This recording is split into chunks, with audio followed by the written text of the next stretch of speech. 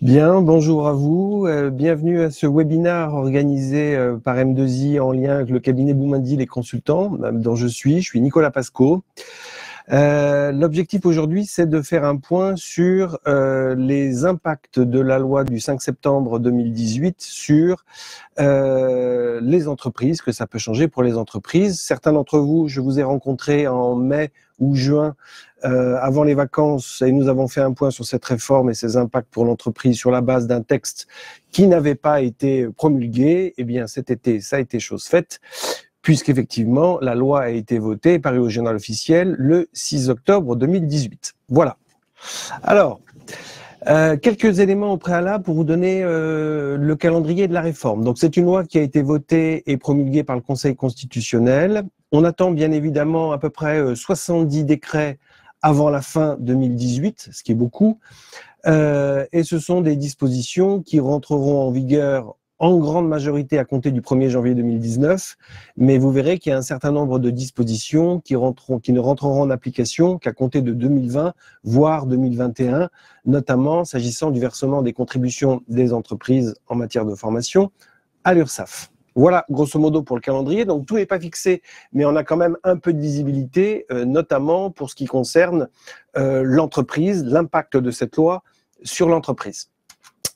Alors, comment est-ce que j'ai classé les informations que je vais vous donner? Moi, je me suis dit, grosso modo, ce qu'il y a dans cette loi, ça concerne principalement le financement de la formation professionnelle continue et l'apprentissage également, mais aussi le paysage des OPCO, les OPCA ayant vocation à devenir, comme vous le savez, des opérateurs de compétences OPCO. Donc, ce sera une des premières parties.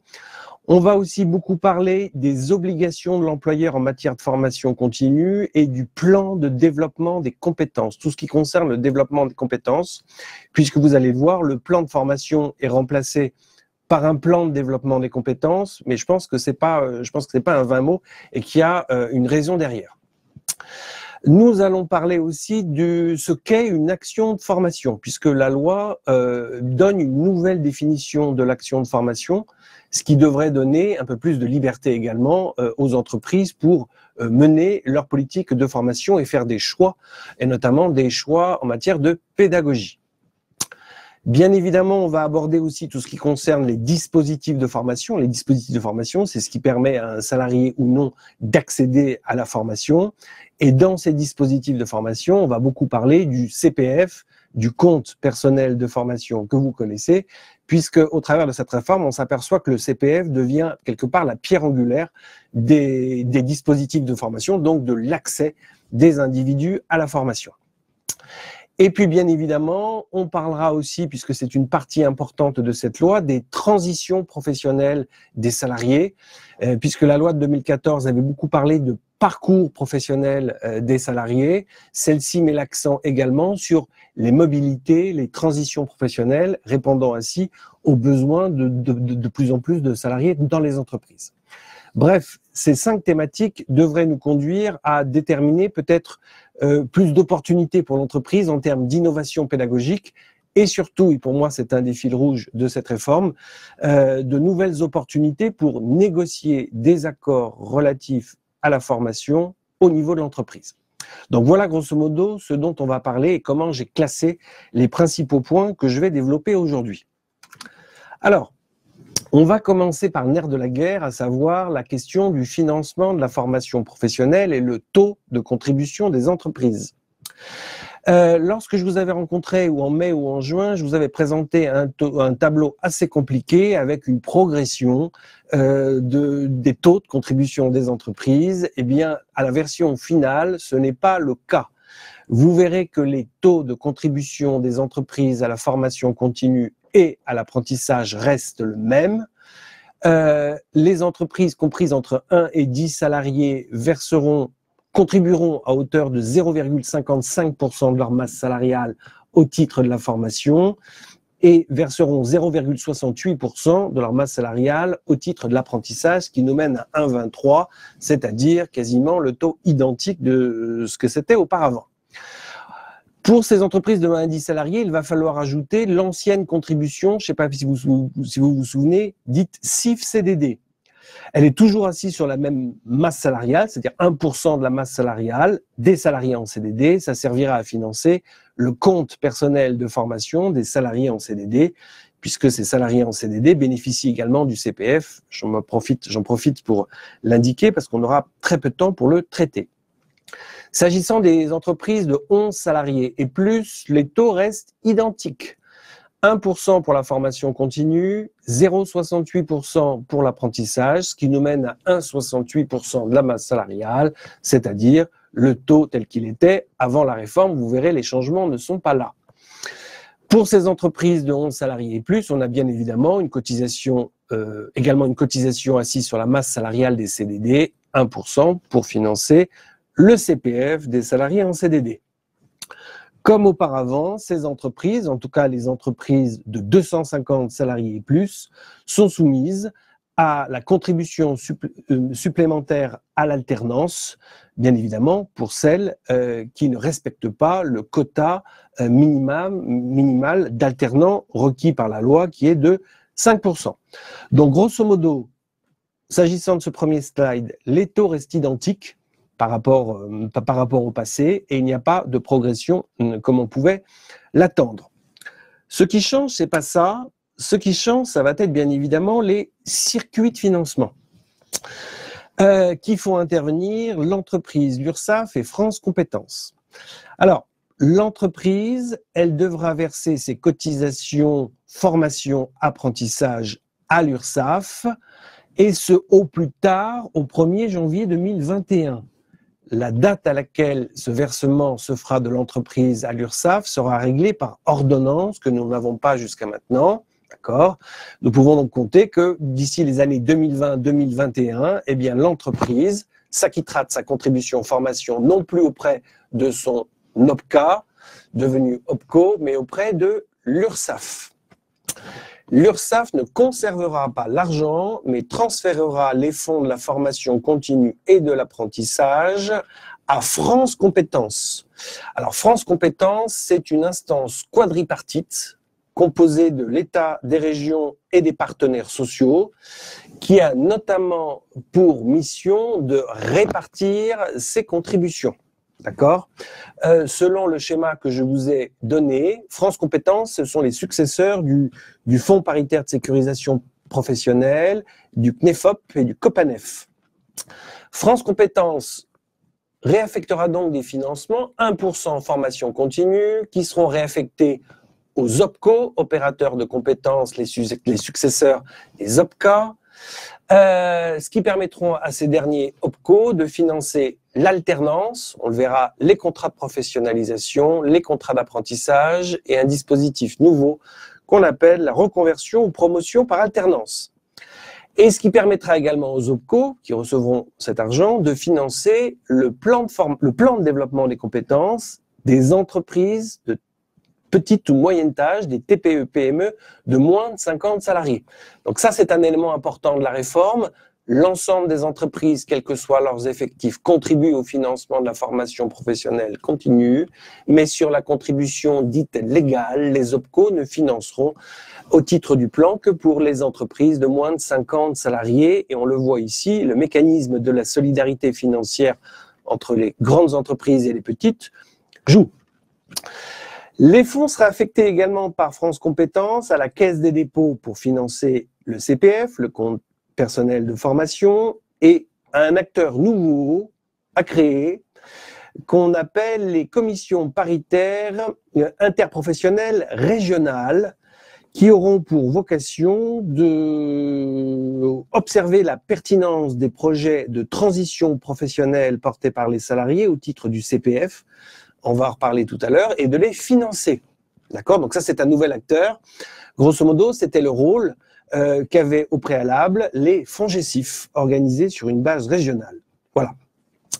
Une partie de l'argent sera réaffectée aux organismes de conseil en évolution professionnelle, CEP.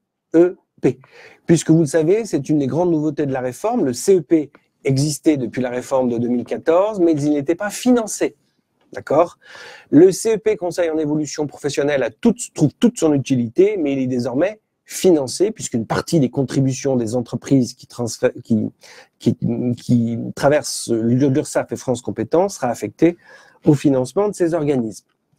Bien évidemment, une partie des fonds sera également affectée à l'État et aux régions. À l'État pour le financement de la formation des demandeurs d'emploi et notamment du PIC, Programme d'investissement dans les compétences, et des régions pour le financement des CFA. S'agissant de l'apprentissage, donc c'est sur la partie droite du schéma que vous devez voir actuellement, 0,68 de la masse salariale. Il faut savoir que les entreprises auront la possibilité de faire des versements directs, sans donc transiter par l'URSSAF et par France Compétences, auprès des écoles de formation initiale, et ce à hauteur de 13% de cette contribution, 0,68% de la masse salariale. Le reste, 87% de cette contribution, sera versé aux OPCO, opérateurs de compétences, afin de financer la contribution alternance.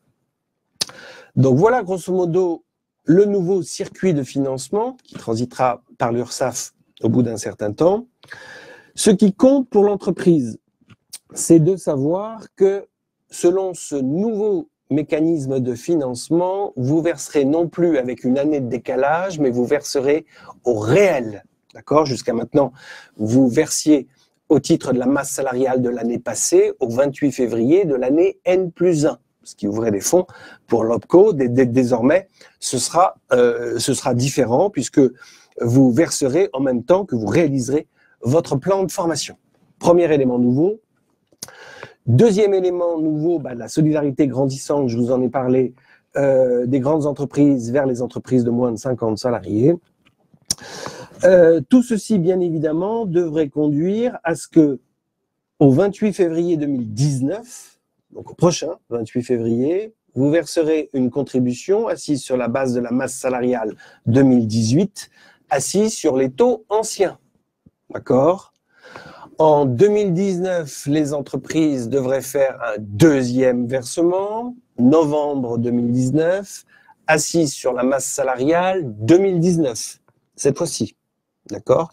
Et ce n'est qu'à compter de 2020 que les entreprises devraient faire un versement au réel sur la base de la masse salariale 2020, versement au titre de l'année 2020. Et on verra si ce versement se fera auprès de l'URSSAF ou auprès des OPCO. Les OPCO gardent en compétence pour le moment pour collecter la contribution formation. Voilà. Alors, voilà s'agissant des financements, mais bien évidemment, vous l'avez vu, ce qui va changer, ce sont les circuits financiers et donc l'ingénierie financière qui sera à prendre en main et à construire pour les entreprises. En fait, les entreprises, elles auront deux types de tiroirs. Elles auront les tiroirs des fonds mutualisés de l'OPCO, opérateur de compétences, qui pourra prendre en charge au titre de l'alternance des contrats d'apprentissage, des contrats de professionnalisation, des dépenses de tutorat ou de maître d'apprentissage, et puis un nouveau dispositif qu'on appelle la PROA. Les entreprises de moins de 50 salariés pourront utiliser le tiroir obligations légales, fonds mutualisés au titre du plan.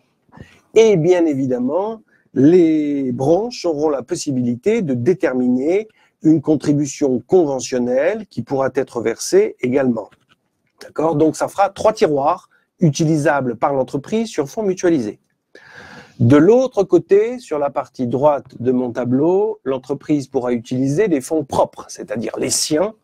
Et là, je parle de l'entreprise de 50 salariés et plus.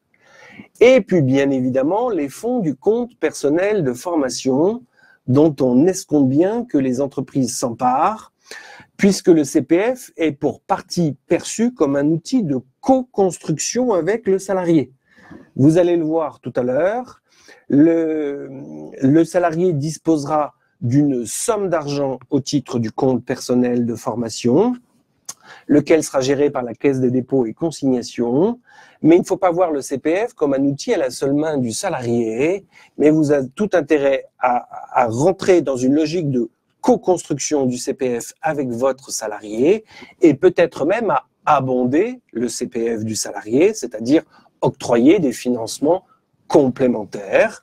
Du côté de l'entreprise, on peut donc voir que le CPF, c'est aussi une manne financière, puisque le salarié ayant via la Caisse des dépôts une somme d'argent utilisable, vous pourrez essayer de rentrer dans des schémas co-construits d'utilisation du compte personnel de formation.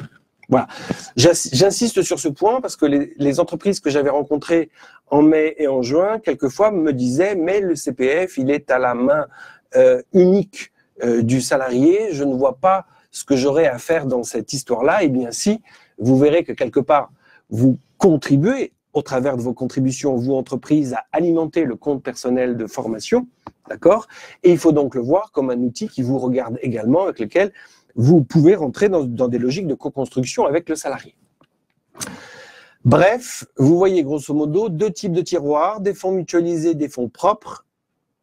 Compte tenu de ce nouveau schéma de financement, il appartiendra donc à l'entreprise de jongler entre ces deux sources de financement et de réinventer une nouvelle ingénierie financière. Voilà. Alors, je vous ai beaucoup parlé également de l'OPCA qui devient opérateur de compétences. Les OPCA restent paritaires, ils resteront des partenaires formation importants. Ils ne collectent plus les contributions formation comme vous l'avez vu. Les OPCA étaient organisés en branches professionnelles. Ils deviendront OPCO, opérateurs de compétences, et seront réorganisés selon des logiques différentes. Une logique filière, une logique secteur, une logique compétences métiers communes. Bref, il y aura, vous avez sûrement dû en entendre parler, une reconfiguration du paysage des OPCO.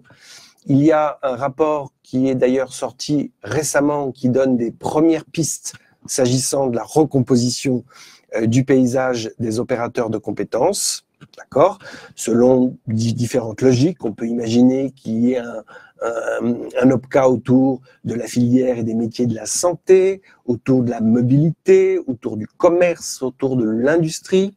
Bref, il s'agit au travers de cela de passer quelque part des 20 OPCA qu'on a actuellement à environ 11 OPCA selon les termes du rapport dont je vous ai parlé tout à l'heure. Voilà. Ces OPCA auront également de nouvelles missions que je vous ai mis sur la partie droite du tableau. Ils financeront de nouvelles missions qui ne sont pas toutes nouvelles puisqu'une partie d'entre eux réalisaient déjà ces missions. Ils financeront les plans de formation des TPE-PME et assureront bien évidemment un service de proximité au bénéfice de ces très petites et moyennes entreprises. Ils assureront le financement des contrats de professionnalisation, comme c'était le cas auparavant, mais également de vos contrats d'apprentissage, d'accord, et assureront le financement du nouveau dispositif dont j'ai un peu parlé, qui s'appelle la reconversion ou promotion par alternance. Ils apporteront également un soutien et un appui capital aux branches professionnelles en termes d'anticipation de l'évolution des métiers, donc de gestion prévisionnelle des emplois et des compétences, d'appui à la construction des diplômes et à la construction et la mise à jour des diplômes et des certifications.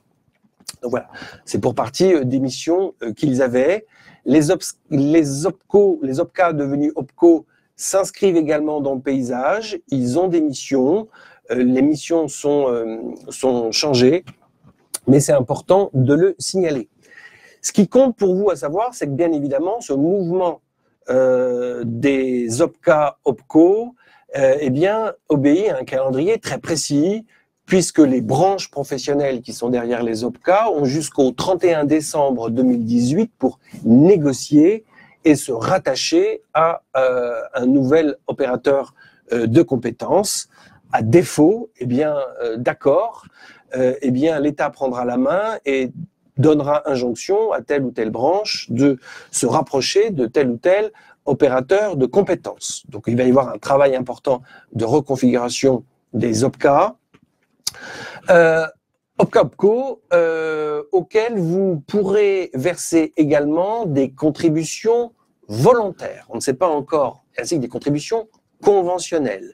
On ne sait pas encore par quel canal seront versées ces contributions conventionnelles assises sur un accord de branche ou volontaires assises sur une volonté de l'entreprise, mais les textes ouvrent la possibilité qu'il y ait encore ce type de contribution.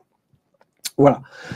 Ce qui va être très important dans les mois à venir, s'agissant des rapports entreprises-OPCA, c'est comme pour toutes les réformes, c'est jusqu'à quand vous continuez à payer les dossiers dont il vous a été demandé un financement et qu'est-ce qu'on peut faire pour l'année 2019. D'accord ? Donc ça, c'est très important de vous rapprocher de vos OPCA pour être sûr. La règle voudrait que les dossiers qui ont été engagés avant cette fin d'année, soit le 31 décembre 2018, pourraient continuer à être financés dans le courant de l'année 2019, mais je vous engage à vous rapprocher, comme toutes les périodes transitoires, de vos OPCA afin de vérifier ce point. Voilà. Élément important dans la relation entre les OPCO, les entreprises et les organismes de formation. Jusqu'à maintenant, on avait le Datadoc, dont vous avez dû entendre parler. Il y avait une histoire derrière de qualité, de contrôle qualité de la prestation des organismes de formation. Eh bien, dans la loi de septembre 2018, ce mouvement se poursuit.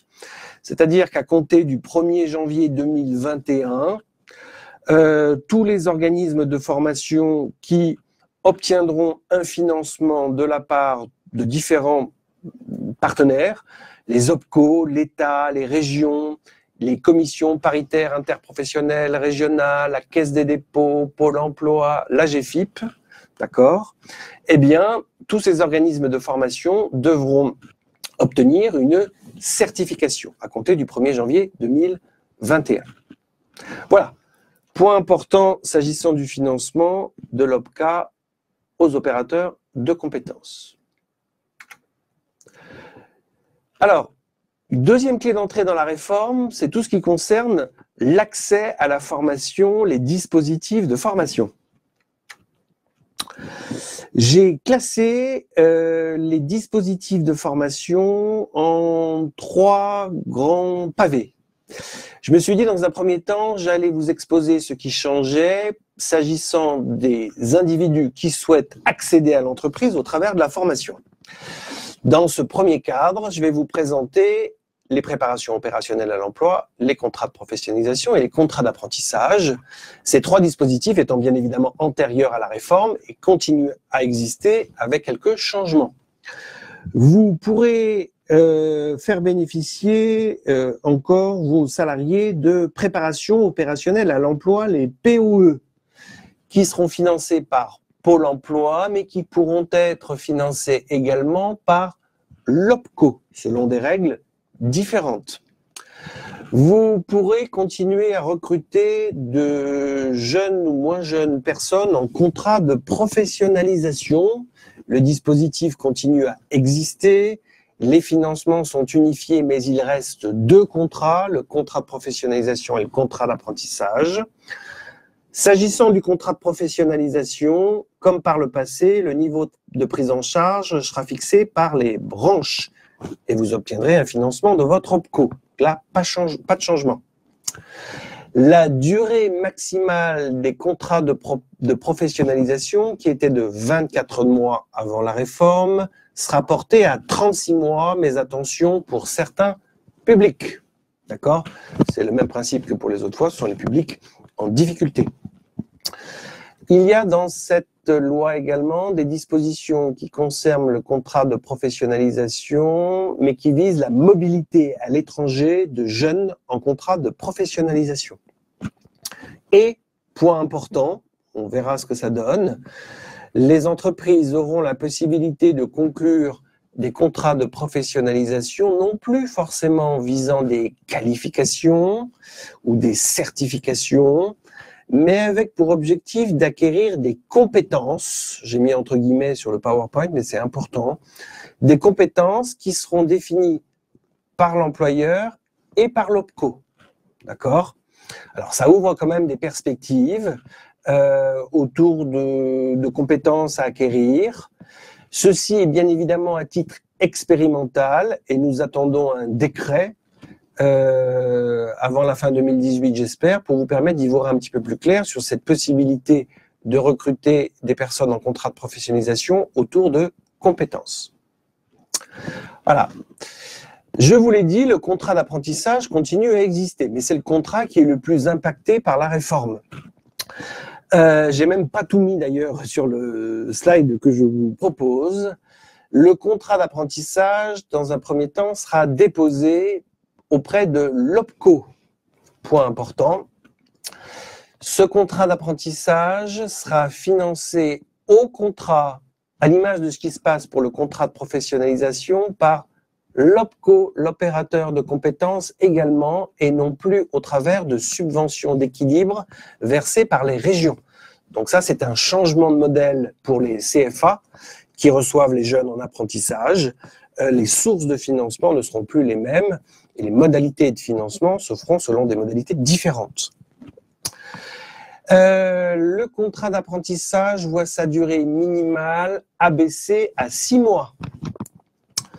Ce contrat d'apprentissage, vous pourrez le conclure également avec des personnes qui ont jusqu'à 29 ans. Antérieurement, c'était 25 ans. Alors, on le voit s'agissant du contrat d'apprentissage, ce sont les branches qui prennent la main s'agissant du pilotage et du financement de ce contrat d'apprentissage. Donc, ça va bouleverser tout l'écosystème de l'apprentissage dans les mois et les années à venir, puisque ce sont les branches qui prennent la main sur les régions.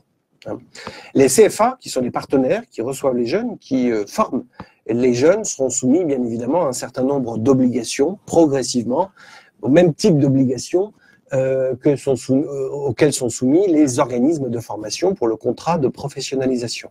D'accord ? On le voit d'ailleurs, il y a un rapprochement des régimes du contrat de professionnalisation et du contrat d'apprentissage, même s'il reste bien deux contrats distincts. Pour les entreprises qui souhaitent recruter en contrat d'apprentissage, il y aura toujours la possibilité d'obtenir une aide, mais cette fois-ci une aide unique. Jusqu'à maintenant, vous aviez différentes aides qui pouvaient vous être versées, vous, entreprises. Eh bien, une aide unique ciblée sur l'apprentissage, ciblée aussi sur les entreprises de moins de 250 salariés uniquement. Voilà. Et puis pour finir, s'agissant du contrat d'apprentissage, il y a toujours cette possibilité qu'on voit au niveau du contrat de pro de mobilité d'un jeune à l'étranger, Union européenne ou hors Union européenne. Donc voilà grosso modo ce qui se passe dans le champ de ce qu'on appelle grosso modo l'alternance ou l'accès à l'entreprise au travers de la formation, et c'est principalement le contrat d'apprentissage qui fait l'objet de changements importants dans la loi de septembre 2018. Je vais passer maintenant à tout ce qui concerne l'accès à la formation des salariés. Je verrai plus tard tout ce qui concerne l'accès à la formation des individus qui sont en transition professionnelle. S'agissant de l'accès à la formation des salariés, j'ai essayé de reproduire sur mon schéma l'ensemble des possibilités qui vont s'ouvrir aux salariés, dont certaines sont les mêmes qu'auparavant. Une formation possible à l'initiative de l'employeur qui construit non plus un plan de formation, mais qui construit un plan de développement des compétences. Vous verrez, à mon sens, ce n'est pas qu'un changement de vocable. Une deuxième piste, s'agissant de l'accès à la formation des salariés, à l'initiative du salarié ou à l'initiative de l'employeur, ce qui pouvait être le cas auparavant des périodes de professionnalisation, que vous connaissez depuis un certain nombre d'années. Eh bien, ces périodes de professionnalisation disparaissent à compter du 1er janvier 2019, mais ce qui n'était pas le cas lorsqu'on s'est vu en mai ou juin, sont quelque part remplacés par un nouveau dispositif qu'on appelle reconversion ou promotion par alternance, que vous verrez quelquefois représenté sous l'acronyme PROA. Ah, on va en reparler. Et puis reste bien évidemment tout ce qui est à l'initiative du salarié en accord avec l'entreprise. Ça, c'est le CPF, compte personnel de formation sur le temps de travail, bien sûr, hein. J'aurais pu mettre une quatrième flèche pour un CPF à l'initiative du salarié en lien direct avec des partenaires qui ne sont pas l'entreprise, pour un CPF en dehors du temps de travail. Donc on a ce schéma-là planté, 3 voies d'accès à la formation pour un salarié qui souhaite se former à son initiative ou surtout à l'initiative de son employeur. Je vais vous proposer de commencer par le plan de développement des compétences, tout ce qui concerne le plan de développement des compétences, puisque c'est là que les changements importants se jouent. L'entreprise, elle a toujours une obligation de former ses salariés en vue de les adapter à son poste de travail ou à les maintenir dans l'emploi. L'obligation ne disparaît pas, c'est logique. Ce qui disparaît, c'est une obligation qui avait fait jour dans le courant des années 2004, c'était de catégoriser son plan de formation au travers de ces 3 catégories à l'époque, puis 2 catégories. Donc, vous avez toujours, vous, entreprise, cette obligation de former autour du poste et du maintien dans l'emploi, mais vous n'avez plus l'obligation, en tout cas, de présenter à vos partenaires sociaux un plan scindé dans ces 2 catégories. À voir si vous n'avez pas intérêt à le faire. C'est une autre histoire. Ce qui change, c'est le régime applicable aux formations mises en œuvre dans le cadre du développement des compétences, le régime temps de travail, hors temps de travail. Là, vous avez une nouvelle distinction que vous n'aviez pas dans le passé, puisque la distinction du passé, c'était poste de travail, maintien dans l'emploi d'un côté, ou développement des compétences de l'autre. Là, on a une nouvelle distinction entre, partie gauche de mon tableau, les formations conditionnant l'exercice d'une activité ou d'une fonction en application d'une convention internationale de dispositions légales et réglementaires. Pour ces actions-là, ces actions de formation devront être mises en œuvre sur le temps de travail et donner lieu à maintien de la rémunération par l'entreprise. Et puis, il y a tout le reste, ce que la loi elle-même a catégorisé dans autres formations, sans préciser bien évidemment ce que c'était que ces autres formations. On en reparlera très certainement dans vos questions, et puis ce sera un enjeu de dialogue social.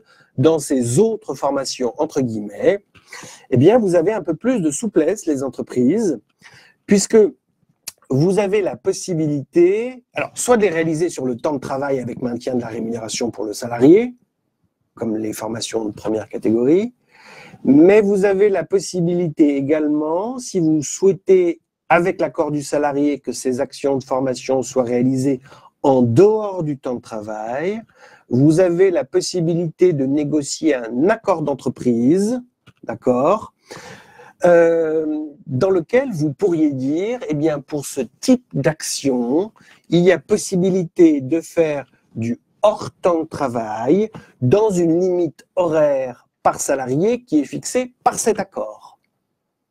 Voilà, donc ça c'est une souplesse que vous pourriez avoir, à voir si vous y trouvez un intérêt. En l'absence d'accord de votre part, eh bien c'est la loi qui vous dit d'ailleurs que ces actions peuvent se dérouler en dehors du temps de travail avec l'accord du salarié, d'accord, mais dans la limite de 30 heures par an et par salarié, ou dans la limite de 2% du forfait pour les salariés au forfait jour ou heure. Donc là, c'est très important, parce que c'est un changement de paradigme. Jusqu'à maintenant, la loi vous imposait un maximum horaire hors temps de travail.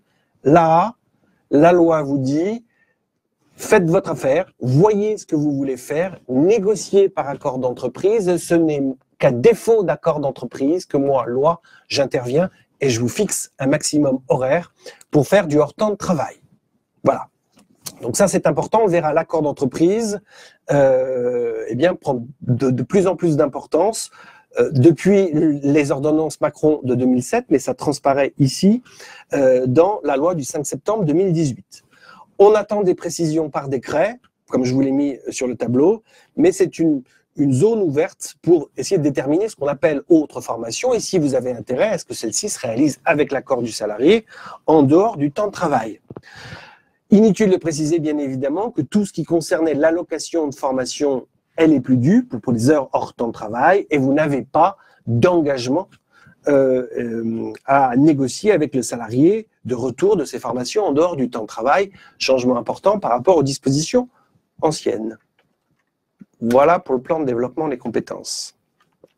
Alors, dans le plan de développement des compétences, se pose quand même la question d'un outil créé en 2004 qui est extrêmement important, c'est l'entretien professionnel.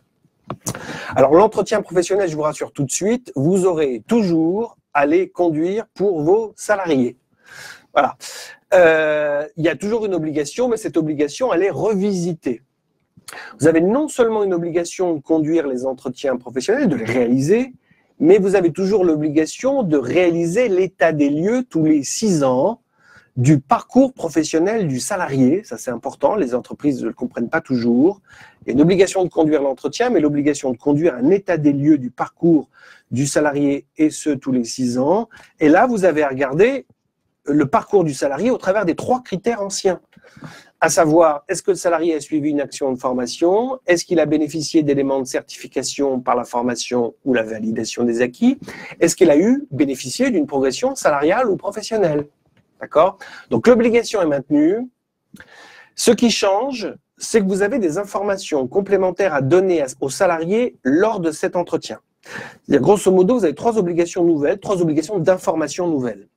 Grosso modo, vous devez lui dire à quoi ça sert et comment activer son CPF, quels sont les abondements possibles qui existent de l'entreprise pour un salarié qui aurait des projets d'utilisation de son CPF. D'accord, ça c'est important. Je vous ai parlé d'abondement du CPF tout à l'heure et de l'opportunité que vous pourriez y trouver. Et puis vous avez à l'informer aussi ce salarié du conseil en évolution professionnelle, de ce que c'est, voilà, à premier niveau d'information. Ce n'est pas plus précisé que ça dans la loi, mais lui expliquer ce que c'est et où on trouve la ressource. D'accord? Conseil en évolution professionnelle qui est renforcé dans cette loi et qui se trouve avoir un financement dédié.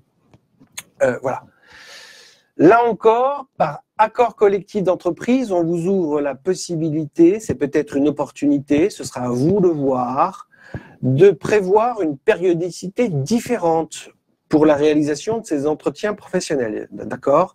Donc jusqu'à maintenant, vous avez à les réaliser tous les 2 ans. Vous pourriez prévoir, par accord d'entreprise là encore, une périodicité différente, mais également, par accord d'entreprise, vous pourriez prévoir d'autres modalités d'appréciation du parcours du salarié, à savoir les 3 critères dont je vous ai parlé tout à l'heure. Voilà. L'entretien professionnel reste une obligation, la sanction reste également d'actualité pour les entreprises d'au moins 50 salariés.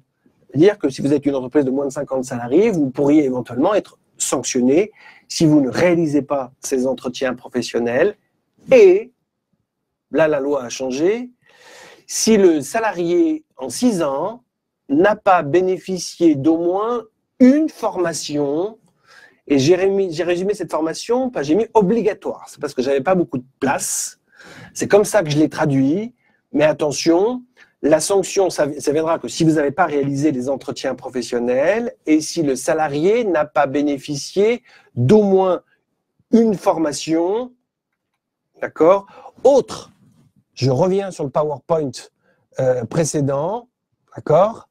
Voilà, il faut l'entendre par n'a pas bénéficié d'une action de formation autre qu'une action de formation conditionnée par l'exercice d'une activité ou d'une fonction d'application d'une convention internationale de dispositions légales ou réglementaires.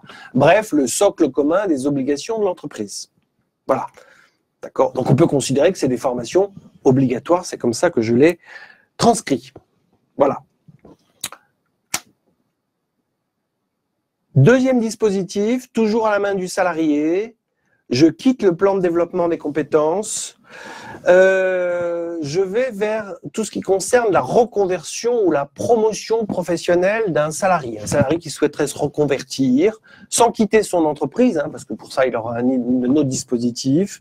Il souhaite se reconvertir ou essaie d'être promu, avec votre accord, bien sûr. Jusqu'à maintenant, on avait les périodes de professionnalisation, vous connaissez. Celles-ci disparaissent au 1er janvier 2019, on va voir ce qu'il en est des financements des périodes de professionnalisation en cours, ça c'est une autre histoire. Elles disparaissent au 1er janvier 2019, elles sont remplacées par une reconversion ou promotion par alternance, acronyme PROA. Alors cette PROA, elle a des conditions de mise en œuvre que je vous ai exposées un petit peu plus bas sur le schéma, différentes de la période de professionnalisation quand même. L'objectif, vous l'avez vu, se reconvertir ou être promu. Les bénéficiaires de cette PROA, ce sera des salariés en CDI, quelquefois des salariés en CDD et aussi des salariés en contrat unique d'insertion CDI. Mais attention, ces salariés, la PROA vise des salariés dont la qualification est inférieure ou égale à un certain niveau de qualification, lequel est encore à déterminer par décret. Donc là, on n'a pas tous les éléments. On sait de toute façon que tous les salariés ne pourront pas bénéficier de cette reconversion ou promotion par alternance s'ils ont un niveau de qualification qui est supérieur ou égal à ce qui va être déterminé par décret. Cette reconversion ou promotion par alternance, elle sera financée par l'OPCO sur les fonds de l'alternance et devra donc en conséquence être réalisée selon les modalités de l'alternance. On verra bien ce qu'on appelle modalité de l'alternance, mais en tout cas, c'est prévu par le texte. Il y aura une condition de mise en œuvre quand même pour ces reconversions ou promotions par alternance qu'on n'avait pas lorsqu'on concluait des périodes de professionnalisation. C'est la conclusion d'un avenant au contrat de travail, lequel devra être déposé auprès de l'opérateur de compétences. Un avenant au contrat de travail qui devra prévoir l'objet et la durée de la reconversion ou promotion par alternance. D'accord ? Ça, c'est le texte. On verra après. Les reconversions ou promotions par alternance ne permettront pas de suivre tout type d'action de formation. Dans les dispositions légales, on voit que ce dispositif permettra de financer des certifications, diplômes, titres, CQP, mais également des qualifications visées par les conventions collectives. Petit changement par rapport à la période de professionnalisation que je vous signale, on ne trouve pas mention des certifications inscrites à l'inventaire que vous pouviez faire au travers de périodes de professionnalisation. C'est à voir, mais pour le moment, on n'en voit pas de manifestation. Voilà. Donc, un nouveau dispositif qui remplace les périodes de professionnalisation, qui remplacera les périodes de professionnalisation, peut être moins souple que les périodes de professionnalisation, c'est à voir. Et puis l'enjeu pour vous, entreprise, c'est de voir si vous avez des périodes de professionnalisation en cours, comment et sous quelle forme et jusqu'à quand elles vont être financées par votre OPCA. Voilà. On en vient au troisième dispositif, peut-être le plus important de la réforme, qui vise à la fois les salariés en accord avec leur employeur sur le temps de travail, les salariés qui sont salariés mais qui veulent se former en dehors de leur temps de travail, et puis les salariés en transition professionnelle. Je parle bien évidemment du compte personnel de formation CPF, qui devient une des clés d'accès importantes à la formation. Alors, un petit point rapide de ce qu'il y a dans la loi relativement au CPF. Les heures qui figurent actuellement sur le compte seront converties en euros.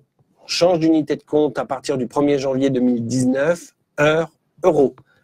Il y aura une règle de conversion qui sera déterminée par le ministère du Travail, qui pourrait être 1 heure de formation égale 14,28 euros.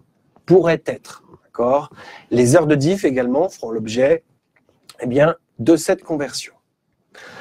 Après, bien évidemment, le salarié capitalisera sur une base euro et non plus heure. Je vous ai mis la capitalisation annuelle pour un salarié, 500 euros par an, plafond de 5 000 euros, capitalisation sur 10 ans, et également les règles particulières pour les salariés n'ayant pas atteint le niveau CAP, BEP, 800 euros par an, 8 000 euros de plafond. Ça, c'est ce que vous connaissez très certainement. Voilà.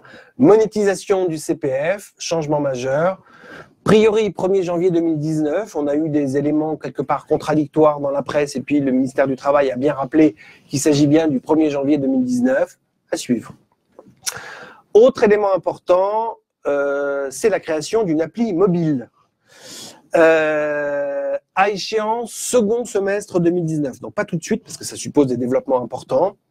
Sur cette appli mobile, on y trouvera le salarié, il trouvera l'individu, il trouvera les formations qui sont éligibles au CPF pour lui, les modalités d'inscription à la formation, donc les organismes de formation qui dispenseront les formations éligibles, une possibilité de payer en ligne sur la base de son pactole, et à terme, on y verra aussi une cotation de l'évaluation des organismes de formation qui qui dispenseront les formations au titre du CPF. Bref, l'obligation, le point positif, la plus-value que peut apporter cette application mobile, c'est plus de transparence pour les acteurs et notamment pour l'individu. Ce CPF, nouvelle version issue de la réforme, permettra de suivre l'ensemble des formations certifiantes. Jusqu'à maintenant, vous vous souvenez, pour qu'un salarié utilise son CPF, il fallait que la formation soit certifiante, mais qu'en plus, qu'il figure sur un certain nombre de listes, de listes qui rendaient éligible l'action au titre du CPF. Les listes disparaîtront. Ce qui sera éligible au CPF, c'est l'ensemble des formations certifiantes, inscrites au RNCP, inscrites à l'inventaire qui ne s'appellera plus inventaire, les blocs de compétences, c'est-à-dire les parties de certification, de l'accompagnement à la VAE, le bilan de compétences, le permis de conduire, et j'en passe très certainement. Bref, on aura peut-être plus de formations accessibles au travers du CPF avec la disparition des listes. Bien évidemment, l'employeur aura la possibilité d'abonder le CPF. Alors, le CPF, il sera financé à terme par la Caisse des dépôts, qui deviendra la banque du CPF. D'accord ? Je vous rappelle le schéma de financement. Vos cotisations transitent par l'URSSAF, vont à France Compétences, vont à la Caisse des dépôts, l'argent de la formation. D'accord ? La Caisse des dépôts récupère de l'argent quelque part. Votre salarié a son compte, il peut mobiliser son CPF sur le temps de travail en accord avec vous, hors temps de travail, et c'est la Caisse des dépôts qui est chargée de financer à hauteur des plafonds 5 000 € ou 8 000 €. D'accord ? Rien ne vous empêchera, bien évidemment, d'abonder le compte de votre salarié, c'est-à-dire d'octroyer des fonds complémentaires. On pourra, si vous avez des questions, on va parler un peu des modalités d'abondement et de financement derrière tout ça. Attention, jusqu'à fin 2019, les OPCO, je vous l'ai mis, peuvent, à titre transitoire, continuer à financer le compte personnel de formation dans l'attente du transfert à la Caisse des dépôts et consignations. Tout ceci ne sera pas demain. Il faut que la Caisse des dépôts et consignations rentre un petit peu dans l'histoire. Elle y est déjà, mais dans la relation du finance entreprise, individu, organisme de formation. Donc les OPCO, à titre transitoire, assureront également des financements jusqu'à la fin de l'année prochaine. Voilà. Alors, le CPF, ce sera ça. C'est le petit schéma que je vous avais présenté en mai-juin. Il n'y a pas de changement majeur. La Caisse des dépôts permet à l'individu de voir les formations éligibles et les euros qui sont disponibles. L'individu consulte son application mobile, regarde ce qui est éligible, regarde l'offre de formation, prend contact avec l'organisme de formation et l'organisme de formation, à terme, est financé directement par la Caisse des dépôts. D'accord ? Donc ça, c'est le schéma qui devrait être mis en œuvre progressivement à compter du second semestre 2019 et sur 2020. Voilà. Le CPF, on le trouve sur le temps de travail. Le CPF, on le trouve en dehors du temps de travail pour un salarié. On le trouvera également pour un individu salarié en transition professionnelle. Vous savez que la loi, j'aborde pas toutes ces dimensions-là parce que je n'en ai pas le temps, aborde toute la question du projet professionnel des individus, des transitions professionnelles, de l'indemnisation des salariés démissionnaires porteurs d'un projet de formation, etc., etc. Bref, se pose la question des individus salariés qui souhaitent se reconvertir, aller ailleurs, faire autre chose. Jusqu'à maintenant, c'était le congé individuel de formation, le CIF, qui permettait la réalisation de ce type de projet. Le CIF disparaît, les fonds GCIF disparaîtront, d'accord ? Et c'est donc les heures qui figurent sur le compte personnel de formation qui permettront de financer la transition professionnelle de ces individus au travers du CPF de transition professionnelle. D'accord ? L'objectif est le même, changer de métier dans le cadre d'un projet de transition professionnelle. Ça se fera toujours au travers d'un congé spécifique. Vos collaborateurs qui envisageront une reconversion professionnelle, une transition, demanderont à bénéficier d'un congé sur leur temps de travail, en tout ou partie sur le temps de travail.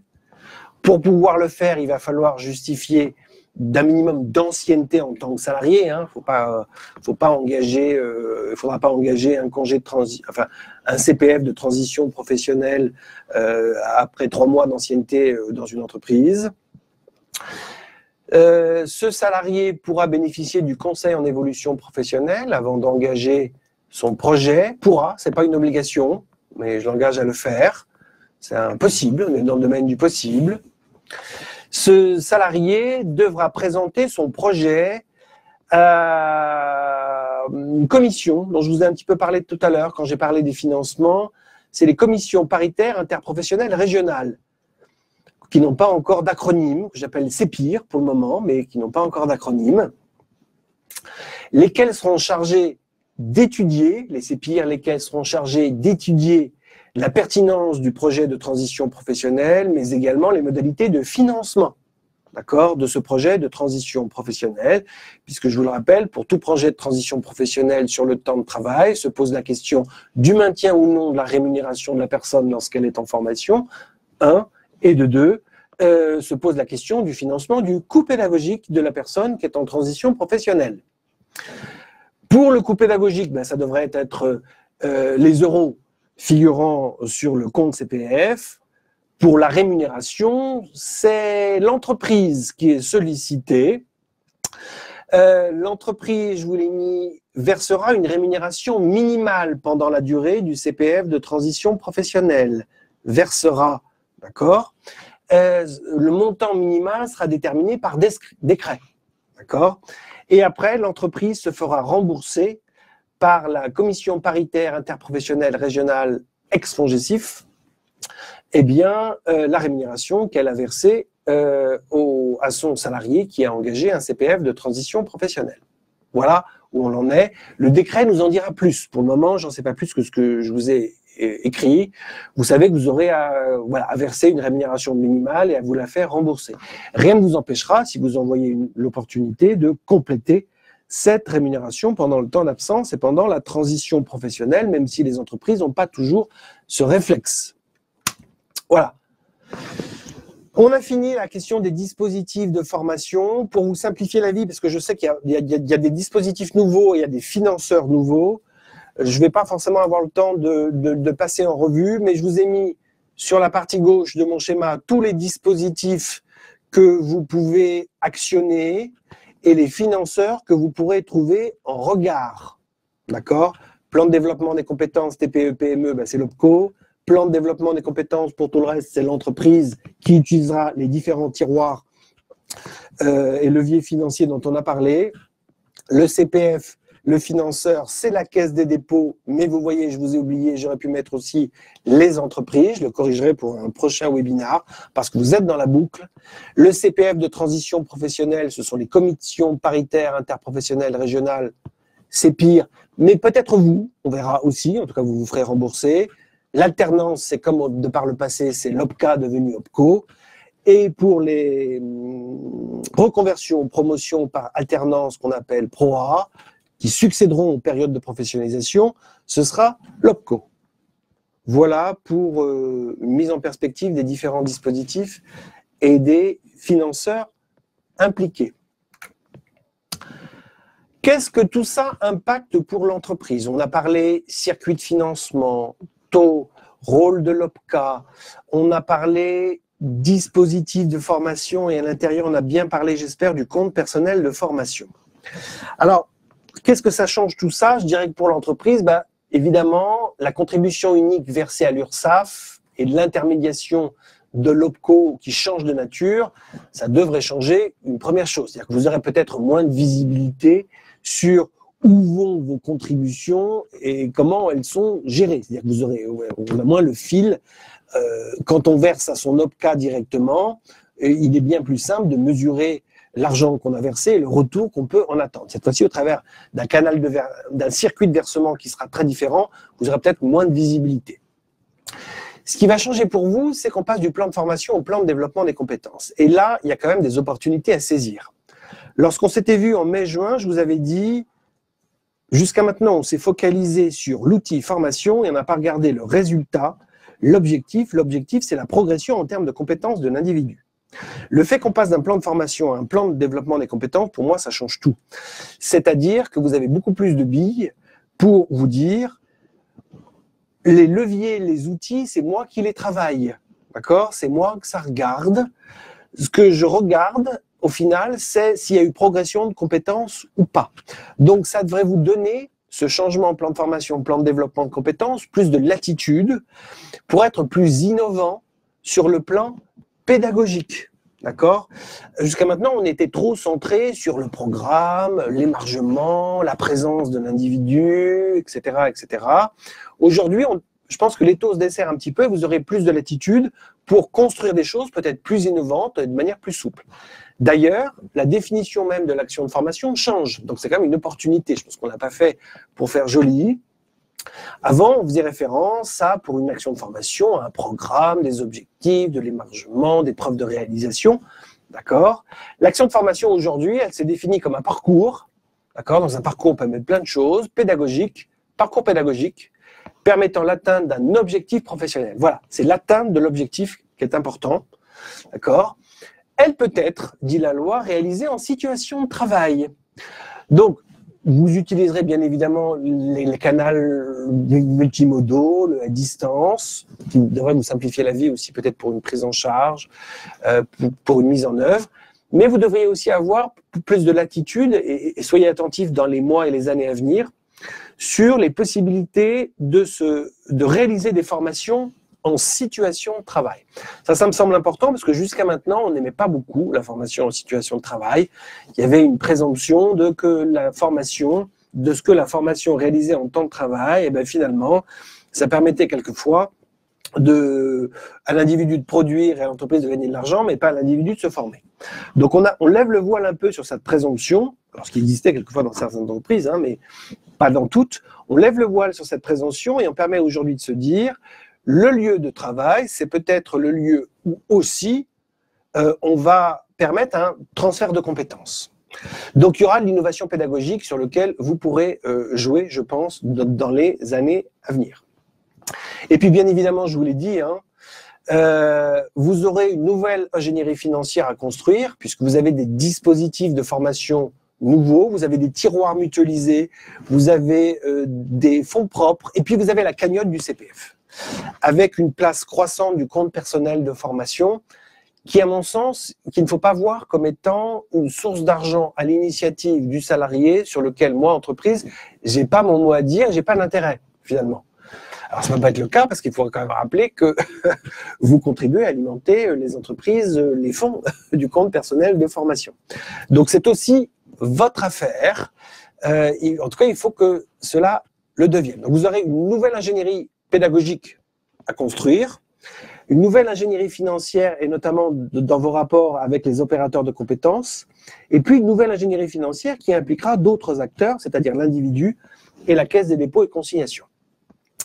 Bref, tout ceci, vous devrez vous conduire, j'en ai beaucoup parlé dans le courant de ce webinaire, très certainement à ouvrir un espace de négociation sur la formation au niveau de votre entreprise. Ça me semble important parce que jusqu'à maintenant, quand on parle des formations, les entreprises ne voyaient pas l'intérêt de négocier un accord d'entreprise. Alors peut-être que quand on va parler compétences, elles vont commencer à se dire « Ah ben, il y a quand même peut-être un sujet de négociation avec nos représentants syndicaux autour de la compétence dans lequel on pourrait effectivement aborder la question de l'action de formation, les moyens de formation, et puis la question du compte personnel de formation, puisque c'est un outil en partie qu'on construit avec le salarié. D'accord? Peut-être aborder aussi la question de la formation réalisée en situation de travail, etc. etc. Bref, il y a tout un espace de négociation nouveau pour vous, d'accord? Et souvent, la loi parle de négociation d'accord d'entreprise ou à défaut de branche. Donc ça veut dire que la hiérarchie s'est inversée. Jusqu'à maintenant, vous étiez dans une logique, la branche professionnelle à laquelle vous appartenez négocie, et puis moi, je vois ce que j'en fais. Là, cette fois-ci, la logique s'est inversée, c'est-à-dire que c'est vous qui commencez à négocier si vous le souhaitez, bien évidemment, et la branche n'ayant à regarder cela qu'à défaut de négociation d'accord d'entreprise. Donc ça, c'est très important. Tout ceci nous conduit à des espaces de négociation importants que je vous ai listés sur cette dernière page. S'agissant de l'entretien professionnel, les périodicités de réalisation, les critères d'appréciation du parcours professionnel, le plan de développement de compétences, le hors-temps de travail, les maximums horaires de formation hors temps de travail, les abondements du CPF, la couverture éventuelle du CPF de transition et que sais-je, j'ai mis 3 petits points. D'accord ? Donc soyez attentifs à ça. Par contre, ne négociez pas trop tôt. Attendez, grosso modo, que tout ceci soit un peu plus clair, que les décrets soient parus. Voilà. Si vous souhaitez aller bien évidemment plus loin dans la mise en œuvre de cette réforme, dans l'application concrète au niveau de l'entreprise, parce qu'il y en aura au-delà de ce webinaire, eh bien sachez que M2J propose également un certain nombre d'actions de formation qui vous aideront sur une journée à faire le point et à mettre en œuvre de manière opérationnelle tout ça. Voilà. Je reste à votre disposition, bien évidemment, pour un certain nombre de questions que vous ne manquerez pas de m'avoir posées et auxquelles j'espère pouvoir répondre dans le temps imparti. Alors, aurons-nous la possibilité d'avoir le diaporama après le webinaire? Oui, bien sûr, il pourra vous être fourni. Vous pourrez revoir le webinaire en vidéo replay que vous recevrez dans la journée. C'était une réponse, parfait. Bonjour, je l'attendais cette question. Que pouvons-nous entendre par formation obligatoire, formation type STT, habilitation électrique ou autre? Question importante, question qui ne sera jamais réglée ni par moi, ni par la loi, ni par les décrets, peut-être un jour par la jurisprudence, mais cette question-là, c'est justement cette question de dialogue social. Ça ne m'empêche pas de moi de vous donner ma réponse, ce que j'en pense de cette histoire-là.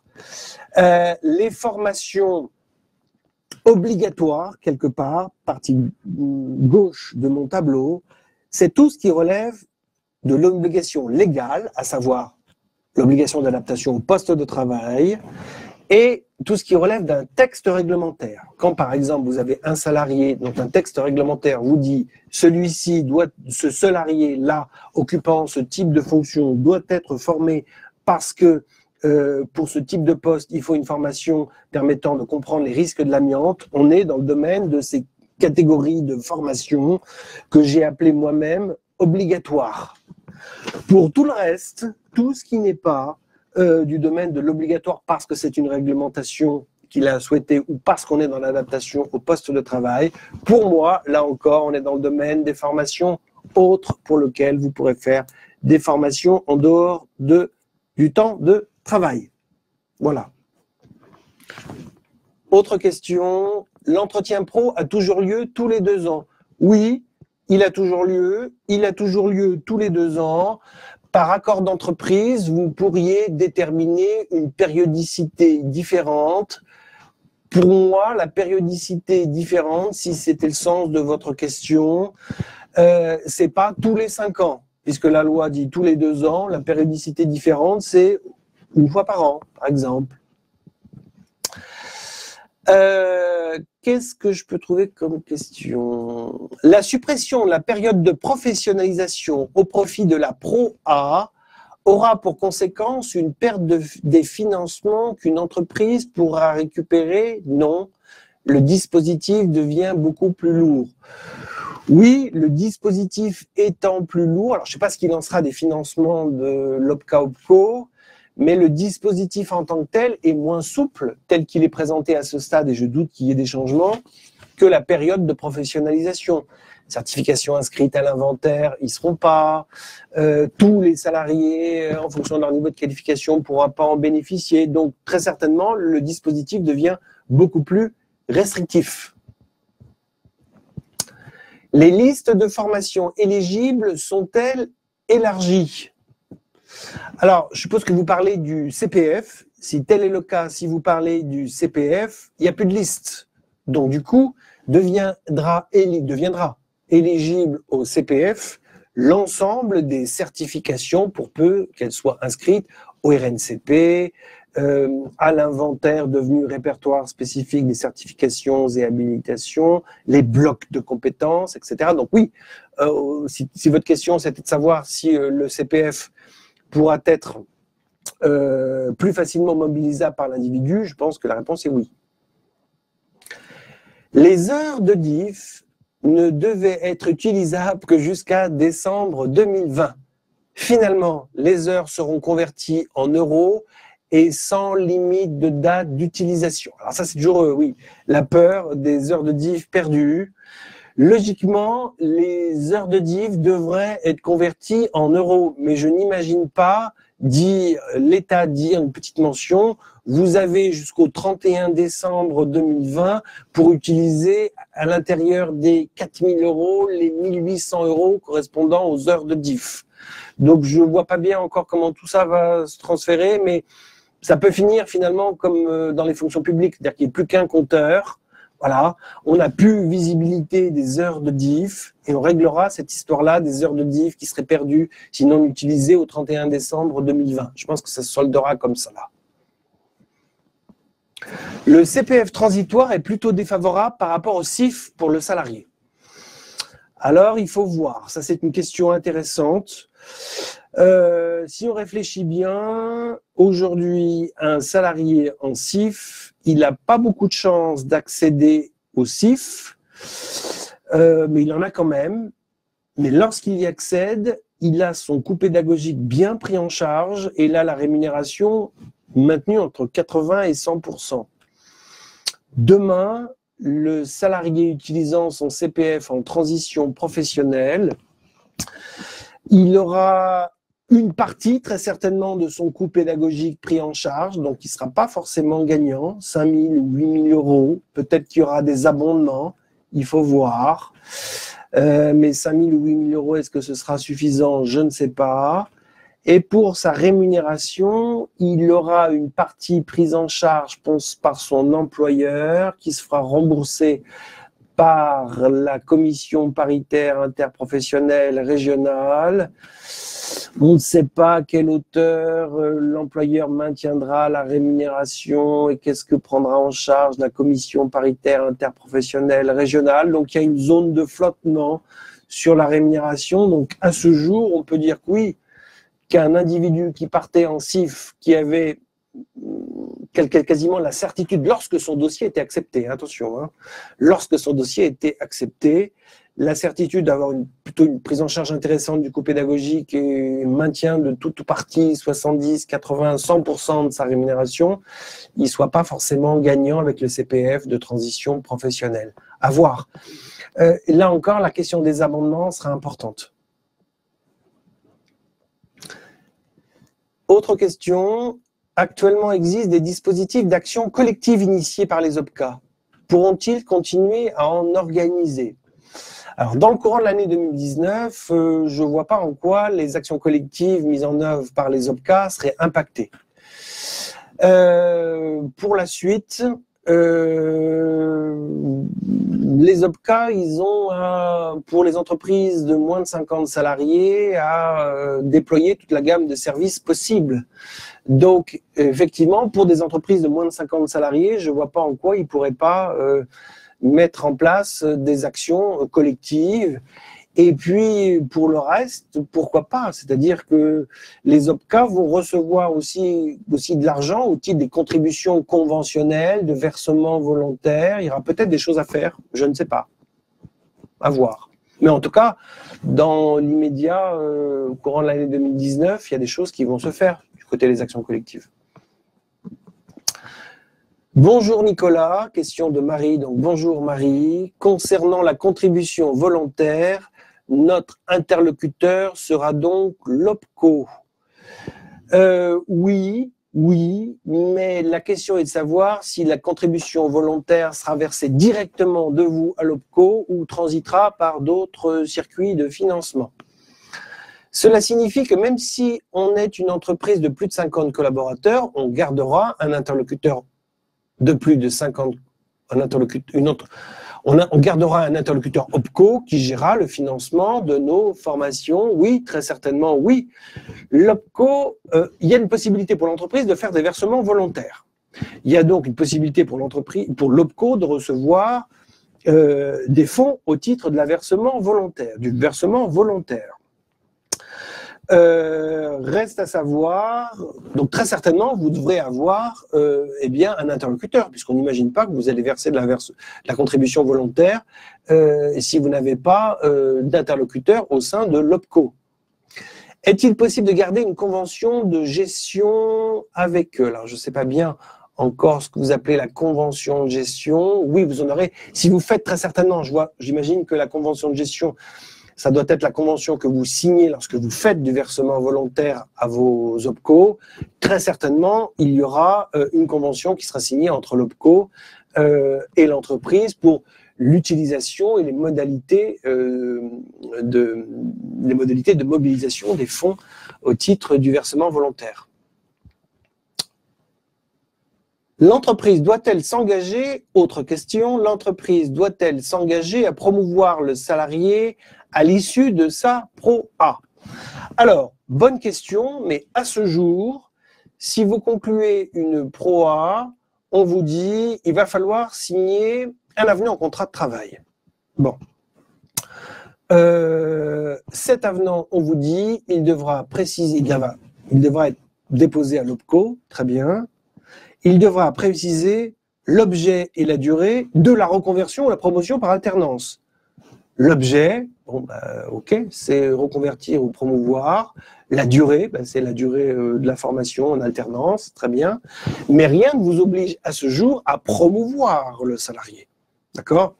Ou en tout cas, moi, dans les textes tels qu'ils existent à ce stade, on verra les décrets, mais je doute que les décrets aillent vers une obligation de promotion. De toute façon, on sait, hein, quelque part, s'il y a une obligation de promotion, ça fait peur à l'entreprise parce qu'elle se dit, oh là là, si je mets en place tout ça, en plus, il y a un avenant au contrat de travail, donc il y aura une obligation de promouvoir. Or, la vie étant ce qu'elle est, peut-être que à l'issue de l'action de formation, les cartes seront différentes.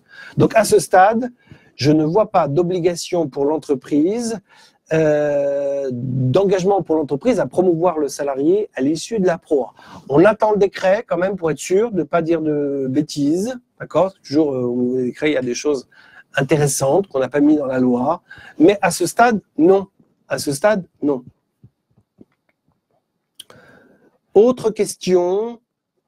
Quid des financements qui existaient pour la formation professionnelle continue de courte durée, 2 jours, 3 jours ou même une journée?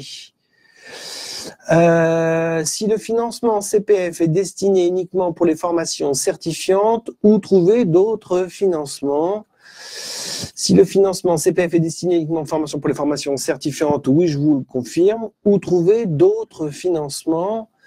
Alors, je ne vois pas bien que des financements qui existaient pour la formation professionnelle continue de courte durée, 2 jours, 3 jours ou même une journée. Si vous êtes une entreprise de moins de 50 salariés, vous les trouverez sur l'obligation légale auprès de votre OPCO. Ça ne changera pas. D'accord? Qui existait pour la formation professionnelle de courte durée, ça n'a rien à voir. Il faut que j'ai plus d'éléments, si je dois vous répondre, par rapport à la nature de l'action.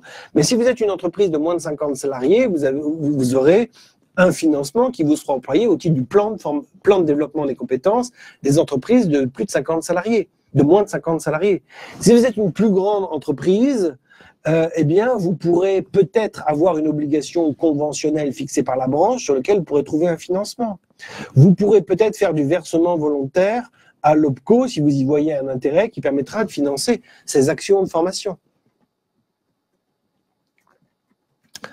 Autre question. Nicolas, si j'ai bien compris, les 5 000 € sont répartis sur 10 ans, soit 500 € par an. D'accord. Va-t-il falloir faire des parcours pédagogiques sur 10 ans? Non, moi, je ne vois pas ça comme ça. Je ne vois pas ça comme ça. Je vois ça. Il faut voir le compte comme un compteur qui évolue. C'est-à-dire qu'on ne part pas en formation certifiante tout le temps. Parce que, pour X et X raisons, parce que la certification, c'est un investissement. Donc, On a l'argent qu'on a sur son compte, on voit ce qu'on peut faire à un temps donné, on l'utilise, on décrémente son compteur et de toute façon, quand on veut refaire une formation certifiante, le compteur serait réalimenté très très vite. D'accord? Donc, il ne faut pas se caler sur, oh là là, le CPF, c'est une capitalisation en 10 ans, 500 € par an, ça fait 5000 €, mais dans 10 ans, donc on va faire des parcours sur 10 ans. Pour moi, ça n'a rien à voir. C'est-à-dire, le salarié ne va pas partir avec zéro, il va avoir 2000, 3000 €, je ne sais pas, déjà dès le 1er janvier 2019. Selon le compteur d'heures qu'il a actuellement. Et puis, de toute façon, il y aura à construire avec l'entreprise. Mais l'entreprise, elle s'y retrouvera sur certaines certifications. D'accord? L'entreprise, c'est du financement, de la caisse des dépôts. Soyez attentifs à comment tout ça va se construire, c'est-à-dire qui paye quoi? Qui paye quoi? Est-ce que c'est l'entreprise qui paye toute la formation et qui se fait rembourser par la Caisse des dépôts et consignations? Voilà. Travailler autour de, par accord d'entreprise ou même pas, si vous n'êtes pas prête sur les certifications pour lesquelles vous souhaitez co-investir, mais dites-vous qu'il y a de la marge. Merci Nicolas. Très intéressant, très enrichissant. Je vous en remercie aussi. Nadia. Très bien. Merci à vous de votre participation et bon courage pour la mise en œuvre de tout ça dans vos entreprises. Au revoir.